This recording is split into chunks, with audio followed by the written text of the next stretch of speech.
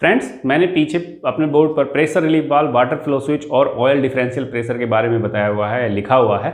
आज मैं इन्हीं तीनों सेफ्टियों के बारे में बात करूंगा एचवीएसी प्लांट से रिलेटेड। इससे पहले जितनी भी सेफ्टियां मैं उसके बारे में छोटी छोटी वीडियो में बता चुका हूं। आपने अगर नहीं देखी हो तो आप वहां देख सकते हैं। मैं हरीश शर्मा बिल्डिंग संचालन चैनल से एक बार फिर आपके साथ। फ्रेंड्स, आइए वीडियो को करते हैं स्टार्ट।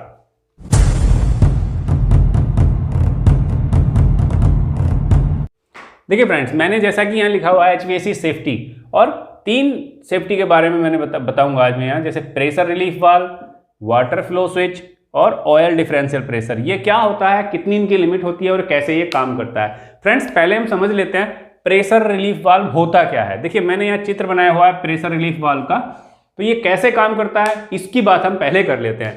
फ्रेंड्स देखिए, ये एक डायग्राम है, ये इनलाइन है, ये आउटलाइन है। इसको दो भागों में बांटा गया है, आप नीचे देख रहे होंगे। यहां से नीचे का बात पहले कर लेते हैं। ये यहां से सील रहता है इस तरीके से, और ये गेट है, एक आप कह सकते हो वाल्व है या गेट है। ये प्रेशर रिलीज वाल्व है, मैंने यहां लिखा हुआ पीआरवी। ये जो आप देख रहे हो प्रेशर रिलीज वाल्व है। कैसे काम करता है मैं समझाता हूं आपको। फ्रेंड्स, इन लाइन से लिक्विड यहां है ये, और इसके ऊपर क्या है, ये जो आप देख रहे हो ये मैंने लिखा हुआ पिस्टन है। फ्रेंड्स, पिस्टन बोलते हैं इनको। पिस्टन मीन्स कि ये इस तरह से इसको दोनों हिस्सों को सेपरेट रखती है। नीचे का हिस्सा यहाँ से अलग है और यहाँ से ऊपर अलग है। मीन्स जो लिक्विड है, जो रेफ्रिजरेंट है, जो ये गैस है, ये इसमें लीक करके ऊपर नहीं जा सकती। ठीक है फ्रेंड्स, तो इसलिए इसको पिस्टन बोलते हैं। और पिस्टन की तरह ये काम भी करती है, यानी ये अप और डाउन होती है, इसलिए इसको पिस्टन भी बोलते हैं। उसके ऊपर ये स्प्रिंग है, और स्प्रिंग के ऊपर ये प्लेट लगाई हुई है, जिससे स्प्रिंग को इसमें दबा कर रखा जा सके या सेट किया जा सकता है, फिक्स है। और उसके ऊपर एडजस्टमेंट स्क्रू है, यानी इस स्क्रू की सहायता से हम इस स्प्रिंग का प्रेशर कम और ज़्यादा कर सकते हैं। जितने की रिक्वायरमेंट है, जैसे हमें सेट करना है हम उससे सेट कर सकते हैं, इसलिए उसका वो अरेंजमेंट है, मैंने लिखा हुआ है। ठीक है, ये मैंने एक एरो दिखाया हुआ है फ्रेंड्स। इसमें इस एरो का मतलब है कि जो स्प्रिंग है, स्प्रिंग का प्रेशर नीचे की तरफ है, यानी स्प्रिंग जो है कंप्रेशन में है, यानी दबाव में है, नीचे की तरफ प्रेस करे हुए है। ठीक है, ये पूरी प्लेट पे स्प्रिंग का प्रेशर लग रहा है, मैंने लिखा है स्प्रिंग फोर्स है, स्प्रिंग फोर्स नीचे की तरफ लग रहा है। लेकिन फ्रेंड, अब ये कैसे काम करता है, देखिए, जब हमने इसको रेफ्रिजरेंट की लाइन से जोड़ दिया, यहां से हमने जोड़ दिया पीआरवी को, पीआरवी जोड़ने के बाद इसमें रेफ्रिजरेंट आ जाएगा, रेफ्रिजरेंट आ जाएगा। तो रेफ्रिजरेंट क्या है, इस पे नीचे की तरफ तो ये फिक्स है, इतना गेट भी फिक्स है, तो ये इसको प्रेशर मारेगा, पिस्टन को, यानी ये तो फोर्स लगाएगा। जितनी लाइन का प्रेशर होगा उतना ही प्रेशर यहां भी डेवलप करेगा, जितना लाइन में प्रेशर होगा उतना प्रेशर यहां भी डेवलप करेगा। जब ये डेवलप करेगा तो ये पिस्टन को ऊपर की तरफ फोर्स लगाएगा। ठीक है, जब ऊपर की तरफ फोर्स लगाएगा तो फ्रेंड्स क्या है, ये गेट है या पीआरवी है, ये गेट है, और ये लीवर के साथ, इस पिस्टन के साथ जुड़ी हुई है। तो होगा क्या, जब हमारा इसमें फिर फ्रेंड्स प्रेशर होता है, अगर मैं इसके प्रेशर की बात करूं पीआरवी के, तो ये जो काम करता है, ये हमारा जो काम करता है 180 psi पे, मैंने यहां लिखा हुआ है, ये देखेंगे 180 psi से जैसे ही ज्यादा प्रेशर डेवलप होगा लाइन में, तो ये खुल हो जाएगा। होगा क्या, जैसे ही ये लाइन में 180 psi से ज्यादा प्रेशर हुआ किसी कारण से, जैसे ही हमारी हाई प्रेशर सेफ्टी, जो भी हाई प्रेशर सेफ्टी है वो काम करना बंद कर देगी, तो क्या होगा, यहां प्रेशर बढ़ जाएगा। इसका प्रेशर बढ़ता है तो ये ऊपर की तरफ खुलेगा। अगर ये ऊपर की तरफ खुलेगा तो मीन्स इसकी पोजीशन ऐसी हो जाएगी। ठीक है, समझ गए, ये ऊपर की तरफ चला गया गेट, क्योंकि इसमें जो इसका प्रेशर है वो 180 psi से ज्यादा हो गया। जैसे 180 psi से ज्यादा होगा ये ऊपर की तरफ उठ जाएगा, यानी इसको कंप्रेस करेगा और ज्यादा, और ये जितना भी लिक्विड है यहां से नीचे निकल जाएगा। अब जैसे ही लाइन का प्रेशर 180 psi आएगा तो ये फिर से बंद हो जाएगा ऑटोमेटिकली, हमें कुछ करने की जरूरत नहीं, फिर से बंद हो जाएगा, सारी रेफ्रिजरेंट को अंदर रोक लेगा। तो फ्रेंड्स, इसका अरेंजमेंट ऐसे इसलिए होता है कि अगर किसी वजह से ये वन टाइम खुल गया और वापस ऑटोमेटिकली बंद ना हो, तो ये सारी रेफ्रिजरेंट को बाहर कर देगा, आउट कर देगा एनवायरनमेंट में, या खराब कर देगा। तो उसी कारण ये उतना ही प्रेशर बाहर निकाल देगा, उतनी ही रेफ्रिजरेंट बाहर निकाल देगा जो 180 psi से ज्यादा होगी। मीन्स जो हमारी लाइन टेस्टेड है या और भी कुछ अंदर है वो 180 psi तक टेस्ट होती है।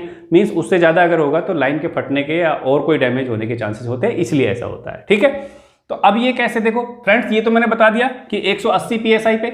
अब ये किन कारणों से ऐसा होता है, देखिए, इससे पहले हाई प्रेशर सेफ्टी फेलियर लगा रहता है, हाई प्रेशर सेफ्टी लगी रहती है, वो मैं पिछली वीडियो में बात कर चुका हूं।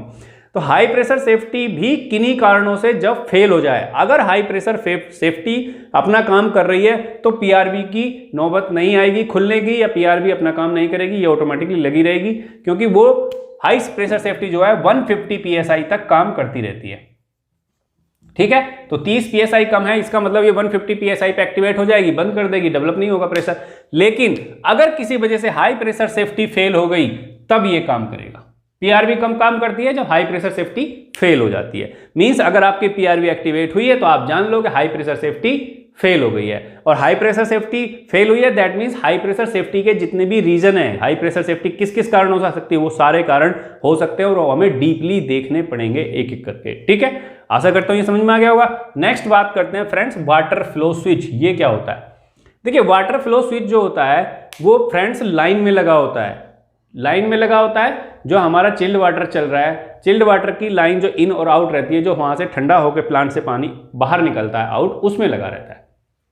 तो इसका जो प्रेशर है फ्रेंड्स, ये होता क्या है कि इसका प्रेशर नॉर्मली 2-2.5 kg के आसपास तक होना चाहिए। एक से जैसे ही एक, देखिए सेटिंग अपनी अपनी अलग अलग होती है, कोई फिक्स नहीं होती किसी भी प्लांट में, कहीं 1 kg सेट होता है, कहीं 2 kg होता है, कहीं 2.5 kg होता है। लेकिन मुझे जो जानकारी है उसके अकॉर्डिंग 2.5 kg तक अच्छा होता है। अगर 1 से 2 या 2.5 kg तक हम प्रेशर चला रहे हैं तो दैट मीन्स हमारा पानी सफिशियंट उसके अंदर जा रहा है, और वो पानी क्या है कुछ देर अंदर रुक रहा है सेल में, जिसकी वजह से जो हमारा इवेपोरेटर है, इवेपोरेटर में पानी रुक रहा है और इवेपोरेटर में पानी ठंडा हो रहा है, तो प्रॉपर टाइम उसे जो है ठंडा होने के लिए मिल जाता है। अगर हम उसको जल्दी निकाल लेंगे, यानी प्रेशर 5 kg 6 kg 7 kg रखेंगे, तो सेफ्टी तो नहीं आएगी, लेकिन हमारा पानी अंदर जितना टाइम रुकना चाहिए इवेपोरेटर में उतना टाइम नहीं देगा, वो जल्दी से बाहर निकल आएगा। मीन्स हमारी जो प्लांट की एफिशिएंसी है वो कम हो जाती है। तो ये होता कैसे, अब ये कैसे काम करता है पहले ये देख लेते हैं। फ्रेंड देखिए इसकी बनावट कुछ इस प्रकार की है। इसमें नीचे ये पत्ती लगी रहती है, 3 पत्ती ओवरलैप होती हैं, यानी सबसे पहले बड़ी पत्ती, फिर उसके बाद ये छोटी पत्ती, फिर उसके बाद ये 3 पत्ती इसमें लगी रहती है, 3 या 4 पत्ती इसमें लगी रहती हैं। ठीक है, उसके बाद ये इसको टाइट करने के लिए यहाँ पे थ्रेड होती है इस तरीके से, और ऊपर ये इसमें कनेक्शन के लिए लगा रहता है। ठीक है, ये पोर्शन, इतना पोर्शन जो है आप मान के चलें कि यहाँ से नीचे का पोर्शन ये पाइप में चला जाता है। जो भी आपका ये पाइप है, मान लीजिए ये पाइप चल रहा है, वाटर लाइन पाइप है, और ये पानी इधर से आ रहा है। ठीक है, ये पानी का फ्लो है, इधर से वाटर फ्लो है ये, तो ये चल रहा है। अब होता क्या है फ्रेंड्स, अगर पानी का फ्लो इधर से आएगा तो ये पत्ती इस पोजीशन में ना रह के इस पोजीशन में रहेगी, तिरछी रहेगी ना, आप जानते हो ये इस पोजीशन में हो जाएगी, तिरछी हो जाएगी। तो तिरछी हो जाएगी तो ये जो बीच वाला है इसका कॉमन पॉइंट इसी पत्ती से कनेक्ट रहता है, और वो कॉमन पॉइंट क्या है, यहां कनेक्ट हो जाएगा। कहां कनेक्ट हो जाएगा? एनसी से, ये वाला कनेक्ट हो जाएगा। अब ये सप्लाई ऐसे चलेगी। तो इसमें एक चीज ध्यान रखने वाली बात है फ्रेंड्स, जिधर से पानी आना, जिस लाइन में हम लगा रहे हैं, तो वाटर की इन साइड जो है पत्ती के ऐसे रहनी चाहिए कि पत्ती इस साइड लगे, और हम यहां जो कनेक्शन करते हैं वो कॉमन और एनओ के बीच करते हैं। जो कंट्रोल सिस्टम रहता है जिसे हमने ट्रिप कराना है, ये फ्रेंड्स एचवीएसी में लगते हैं, तो हम कंप्रेसर को ट्रिप कराते हैं। तो कंप्रेसर को ट्रिप कराने क्या है, कॉमन यहाँ आ गया और एनओ इससे जाएगा। अब ये लाइन में लगा हुआ है, तो आप सभी जानते हो कि लाइन में लगने के बाद फ्लो, सबसे पहले हमें अगर प्लांट चालू करना होता है तो हम सेकेंडरी पंप चलाते हैं, प्राइमरी पंप चलाते हैं और कूलिंग टावर चलाते हैं, उसके बाद प्लांट स्टार्ट करते हैं। ठीक है, तो जब पहले पंप चलाएंगे तो ये ऑटोमेटिकली क्या है, इस पोजीशन में आ जाएगी, इस पोजीशन में आ जाएगी, तो ये कॉमन से एनओ को एनसी कर देगी, यानी ये एनसी पॉइंट हो गया।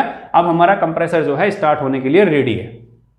ठीक है, अगर हम किसी वजह से पंप नहीं चलाते प्राइमरी पंप, तो ये अपनी जीरो पोजीशन में रहेगा, यानी इसमें वाटर फ्लो नहीं है, तो ये ओपन पोजीशन में रहेगा और हम कंप्रेसर को नहीं चला सकते। इस तरीके की ये सेफ्टी होती है। ठीक है फ्रेंड्स, तो याद रखें इसमें एनसी में और इसमें नहीं होता, कॉमन और एनओ में रहता है। तो ये जब भी इसमें क्या है, अब 3 kg 4 kg 5 kg 6 kg जितना, अब मान लो ज्यादा प्रेशर दोगे तो टूट जाएगी।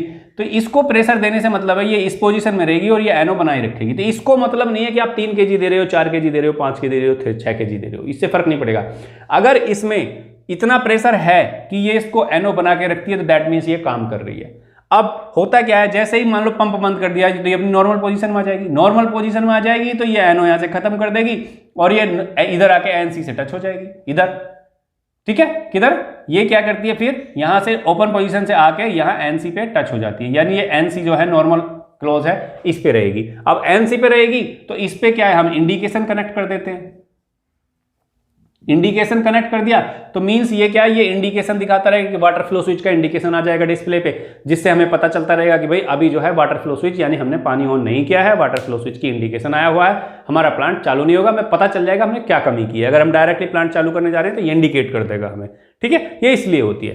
तो फ्रेंड्स आशा करता हूं ये समझ गए होगे आप। अब इसकी भी देखिए ये किस किस कारण से आती है, इसमें भी प्रॉब्लम क्या होती है। नंबर 1, अगर सेकेंडरी प्राइमरी पंप फेलियर, यानी अगर हम पंप का नहीं चलाते हैं उसी कंडीशन में ये आएगी, या हमारा पंप फेल हो जाए, या हमारी एनआरवी चौक हो जाए, लाइन चौक हो जाए, या पानी ना हो, उसमें लाइन में पानी ना हो तो वो एयर आ जाएगी, एयर बबल के कारण भी ये दिक्कत करेगी, तो उस कंडीशन में ये आती है।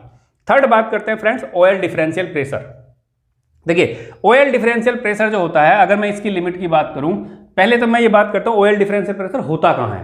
फ्रेंड्स कंप्रेसर, आप जानते हो कंप्रेसर जो है ऑयल और रेफ्रिजरेंट दोनों एक साथ चलते हैं। ऑयल उसमें जो है, अगर मान लो स्क्रू कंप्रेसर है हमारा, तो उसमें ऑयल भी चलेगा और रेफ्रिजरेंट भी, दोनों एक साथ चलते हैं। तो ऑयल जो चलता है वो ऑयल तो चलता है उसको लुब्रिकेट करने के लिए, और रेफ्रिजरेंट चलता है उसको ठंडा करने के लिए, इवेपोरेटर को, आगे लाइन को ठंडा करने के लिए। लेकिन जैसे ही ये कंप्रेस करने के बाद बाहर निकालता है तो ऑयल और रेफ्रिजरेंट दोनों प्रेशर के साथ बाहर निकल के आते हैं और वो ऑयल सेपरेटर में आते हैं। ऑयल सेपरेटर में आने के बाद ऑयल नीचे, क्योंकि रेफ्रिजरेंट गैस का रूप है और जब कंप्रेसर से निकलेगी तो हीट भी हो जाएगी और प्रेशर भी ज़्यादा होगा, होगी तो लिक्विड फॉर्म में लेकिन हीट ज़्यादा होगी, तो जैसे ही उसमें आएगी ऑयल सेपरेटर में, ऑयल सेपरेटर बड़ा होता है, साइज बड़ा होता है उसका, तो ऑयल तो नीचे बैठ जाएगा लेकिन गैस ऊपर आ जाएगी। सीएनजी जो भी उसका हमने रेफ्रिजरेंट भरा हुआ है वो ऊपर की तरफ आ जाएगा, ऑयल हमारा सेपरेट हो जाएगा। ऑयल को अब फिर पुनः पंप की सहायता से, जो नीचे ऑयल सेपरेटर में ऑयल आया हुआ उसको पंप की सहायता से फिर कंप्रेसर में भेज दिया जाता है, क्योंकि अगर ऑयल बाहर आ गया अंदर नहीं जाएगा तो वो फिर लुब्रिकेशन में कम हो जाएगा।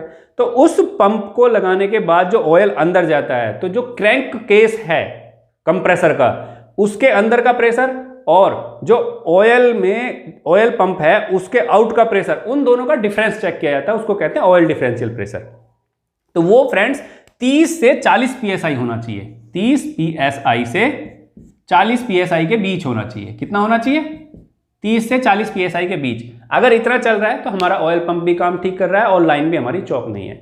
तो ये भी कई कारणों से कम ज़्यादा हो सकता है। अच्छा एक चीज़ मैं और बताऊं फ्रेंड्स, ऑयल और रेफ्रिजरेंट साथ साथ चलते हैं, लेकिन अगर ऑयल और पानी को साथ साथ चलाया जाए तो पानी जो है हमेशा ऑयल से हल्का होता है, वो नीचे आ जाता है और ऑयल को ऊपर रखता है। लेकिन रेफ्रिजरेंट के केस में ऑयल नीचे रहता है और रेफ्रिजरेंट ऊपर रहता है, मींस रेफ्रिजरेंट ऑयल से हल्का होता है। ये बात भी हमारे ध्यान में आती है कि अगर हम पानी और ऑयल को देखते हैं तो पानी नीचे रहता है, ऑयल ऊपर रहता है, तो पानी ऑयल से भारी होता है, लेकिन रेफ्रिजरेंट हमारा ऑयल से हल्का होता है और वो हमेशा ऊपर ही रहेगा। इसीलिए गैस का कनेक्शन ऊपर की तरफ किया जाता है उसमें ऑयल सेपरेटर में, रेफ्रिजरेंट का ऊपर की तरफ कनेक्शन होता है बिल्कुल ऊपर की सहायता से, और नीचे से बेस से जो होता है वो ऑयल का कनेक्शन होता है, ऑयल पंप का जो इनलेट आता है ऑयल पंप को। ठीक है, तो आशा करता हूँ ये भी समझ गया। अच्छा दूसरी चीज समझ में आ गया होगा आपको, तो आशा करता हूँ कि ये तीनों चीजें आपको समझ में आ गई होंगी। लेकिन ऑयल डिफरेंशियल प्रेशर किन किन कारणों से ये सेफ्टी आ सकती है वो देख लेते हैं। नंबर 1,